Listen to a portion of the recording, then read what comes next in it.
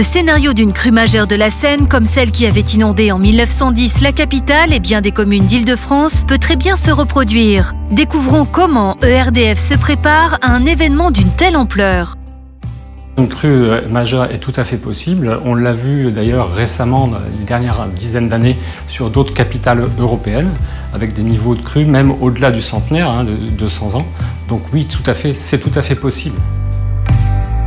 ERDF sera impacté sur ces sites qui seront inondés, inaccessibles, privés de télécommunications ou de liens avec le système d'information d'entreprise, ou bien aussi parce que tout simplement son personnel ne pourra pas se rendre sur les lieux de travail.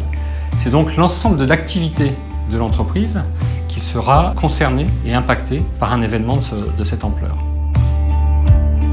Paris sera impacté, mais aussi en amont les directions régionales Champagne-Ardenne et Île-de-France-Est, et en aval la direction régionale Île-de-France-Ouest et Normandie.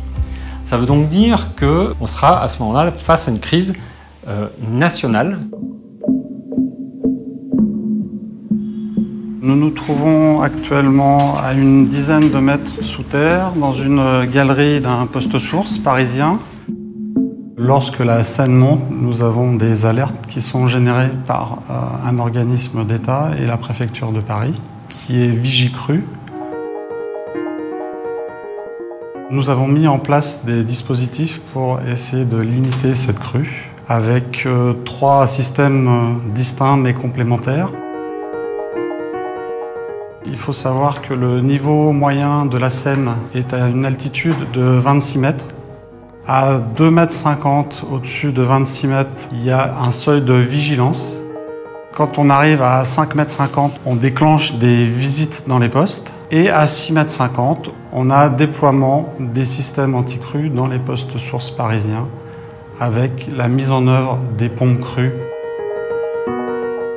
Des panneaux fixes ont été installés dans le poste pour guider les voies d'eau au niveau des galeries, avec des parties amovibles pour qu'on puisse circuler librement. Et le système d'aquabarrière. Concrètement, la direction régionale de Paris a testé la mise en place d'aquabarrières pour s'assurer que cette opération était possible et viable.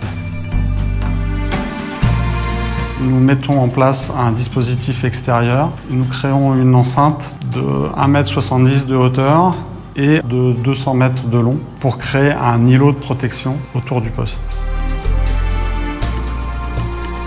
Face à cet événement qui sera une crise d'ampleur nationale, l'entreprise ERDF mettra en œuvre l'ensemble de ses moyens, des kits inondation prévus pour nettoyer et pomper, mais aussi toutes ces ressources de la FIR, de la Force d'intervention rapide électricité, pour toute la phase de décrue où on aura devant nous un grand travail de remise en état des installations.